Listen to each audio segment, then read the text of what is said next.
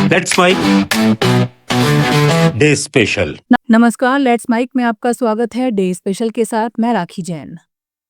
6 मार्च 1991 भारत की राजनीति में ये दिन अस्थिरता, सिद्धांत और सत्ता समीकरणों के टकराव का प्रतीक बन गया। इसी दिन तत्कालीन प्रधानमंत्री चंद्रशेखर ने अपने पद से इस्तीफा दे दिया। कारण था कांग्रेस पार्टी द्वारा समर्थन वापस लेना। ये इस्तीफा केवल एक सरकार का अंत नहीं था, बल्कि उस दौर की गठबंधन राजनीति की जटिलताओं का आईना था। 1990 का दशक भारतीय राजनीति में उथल-पुथल का समय था। मंडल आयोग, राम जन्मभूमि आंदोलन और सामाजिक राजनीतिक बदलावों के बीच सत्ता के समीकरण लगातार बदल रहे थे। 1989 के आम चुनावों में कांग्रेस बहुमत खो चुकी थी। जनता दल की सरकार बनी, लेकिन आंतरिक मतभेदों और राजनीतिक दबावों के चलते वो ज्यादा समय तक टिक नहीं सकी।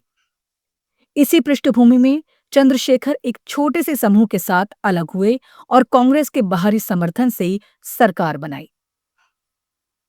चंद्रशेखर का व्यक्तित्व विशिष्ट था। उन्हें यंग टर्क कहा जाता था। वो एक ऐसे नेता थे जो बेबाकी से अपनी बात रखते थे।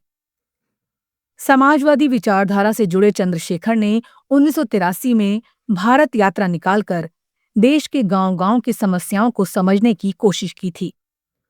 वो जमीन से जुड़े नेता थे, जिनकी राजनीति में वैचारिक स्पष्टता दिखाई देती थी। नवंबर 1990 में वो प्रधानमंत्री बने, लेकिन उनकी सरकार अल्पमत में थी। कांग्रेस का समर्थन उनके लिए जीवन रेखा था। हालांकि ये समर्थन वैचारिक सामंजस्य से अधिक राजनीतिक समीकरणों का परिणाम था। सरकार को चलाने के लिए उन्हें लगातार संतुलन साधना पड़ रहा था। 1991 की शुरुआत में राजनीतिक तनाव बढ़ गया। आरोप लगा कि सरकार ने कांग्रेस नेता और पूर्व प्रधानमंत्री राजीव गांधी की जासूसी कराई है। इस मुद्दे पर कांग्रेस ने नाराजगी जताई और समर्थन वापस लेने का निर्णय लिया। ये समर्थन वापसी उस समय की राजनीति का निर्णायक मोड़ बन गई। 6 मार्च 1991 को चंद्रशेखर ने इस्तीफा दे दिया। उन्होंने स्पष्ट शब्दों में कहा वो बिना समर्थन के सरकार चलाना नहीं चाहते। उनका ये कदम सत्ता से चिपके रहने की बजाय राजनीतिक मर्यादा को प्राथमिकता देने का उदाहरण था। इस्तीफे के बाद वो कार्यवाहक प्रधानमंत्री बने रहे जब तक कि आम चुनाव नहीं हो गए। उनका कार्यकाल भले ही छोटा, करीब 4 महीने का रहा, लेकिन वो अत्यंत चुनौतीपूर्ण था। देश आर्थिक संकट की कगार पर था। विदेशी मुद्रा भंडार लगभग समाप्त हो चुके थे। राजनीतिक अस्थिरता के बीच सरकार को आर्थिक मोर्चे पर भी संघर्ष करना पड़ा। बाद में 1991 में नई सरकार के गठन के बाद आर्थिक उदारीकरण का दौर शुरू हुआ, लेकिन उसकी पृष्ठभूमि इसी संकट में तैयार हुई थी। चंद्रशेखर का इस्तीफा हमें उस दौर की राजनीति का चरित्र समझने में मदद करता है।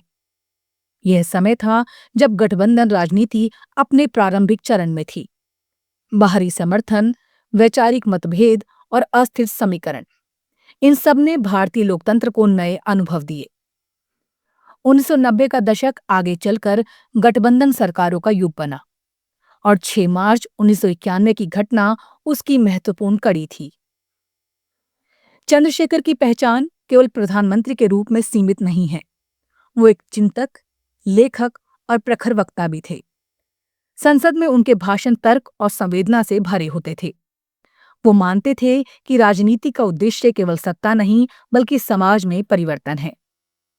6 मार्च 1991 इसलिए केवल एक तारीख नहीं है, ये लोकतंत्र की उस परंपरा की याद दिलाती है जहां समर्थन की राजनीति और नैतिकता का प्रश्न आमने सामने खड़े होते हैं। चंद्रशेखर ने उस दिन सत्ता छोड़कर ये संदेश दिया कि लोकतांत्रिक मूल्यों के सामने पद का महत्व कम है। आज जब हम उस दिन को याद करते हैं तो समझना जरूरी है कि लोकतंत्र में अस्थिरता भी एक प्रक्रिया का हिस्सा होती है। सत्ता बदलती है, समीकरण बदलते हैं, लेकिन संस्थाएं और संवैधानिक मर्यादाएं कायम रहती हैं। चंद्रशेखर का इस्तीफा इसी लोकतांत्रिक परंपरा का हिस्सा था। डे स्पेशल में फिलहाल इतना ही। देखते रहिए, सुनते रहिए लेट्स माइक। नमस्कार।